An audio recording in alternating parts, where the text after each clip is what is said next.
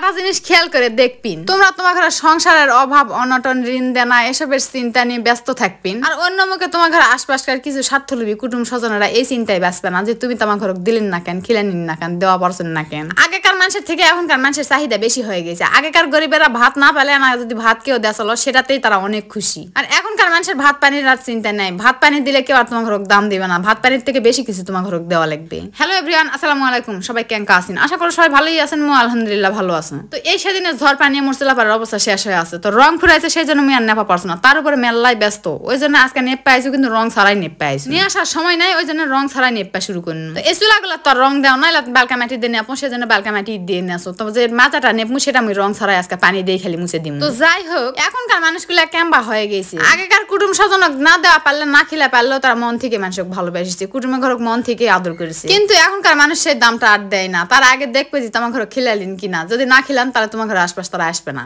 যখন আবার দেওয়া পারবেন, খিলা পারবেন, তখন আবার তোমার ঘরে আশপাশে আসবে, ভালোবাসা দেখাবে। তোমরা তোমার ঘরে সংসারের অভাব অনটন ঋণ দেনা সবকিছু একসাথে ঠেলে থুয়ে যদি সবাক দেওয়া পারেন, থোয়া পারেন, খিলা পারেন, সমান মন যোগে চলা পারেন, তারাই আত্মীয় স্বজনরা তোমার ঘরে ভালোবাসা দেখাবে, তোমার পক্ষে ভোট দিবে। না হলে তোমার এটা ভোটও পাবেন না। তুমি কোনো বিপদত পড়েছিন, কোনো আত্মীয় স্বজনক ডাকিছিন, তোমার ডাকে কিন্তু সাড়া দিবে না। কারণ ওই যে তুমি দেওয়া পারছেন না, থোয়া পারছেন না, তুমি যে অভাব অনটনত আছেন, এটা কিন্তু কেউ বুঝবেই না। দেওয়া থোয়া করা না পারলে তোমার পক্ষে কেউ ভোট দিবে না, তুমি এটা ভোটও পাবেন না। আত্মীয়তার যে সম্পর্ক আছে, রক্তের যে টান আছে, এটা নিয়ে যে তোমার ঘরে কেউ সাপোর্ট করবে, তোমার বিপদে কেউ যে তোমার পাশে থাকবে, এখনকার মানুষ সেটা আর থাকে না। তো আজ আমি এটা নেপা পোছা করবে লাগিয়েছি সেই পানি দিয়ে। তো মোর যেহেতু রং নাই, আগে রং দেওয়াই আসলো, ওই জন্য ভাবনু যে আজকে পানিতে দিয়ে নোতাটা গুলেটে দেওয়া যায়, কেঙ্কা হয় দেখো।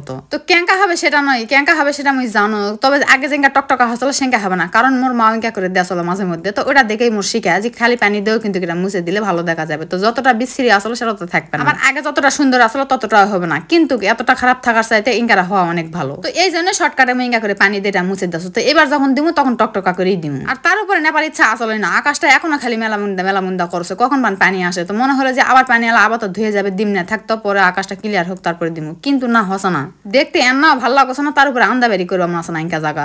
ওই জন্য বাইঙ্কা করে পানি দিয়ে মুছে দিনু। তো আগনা টাগনা এলে কিছুই দিমু না, খালি চিলাপাটটার উপরটাই দিমু। তো আবার যদি পানি হয় মোর ভরে যাবে, আকাশটা না ক্লিয়ার হোক তারপরে ভালো করে নেওয়া পোছা করবো।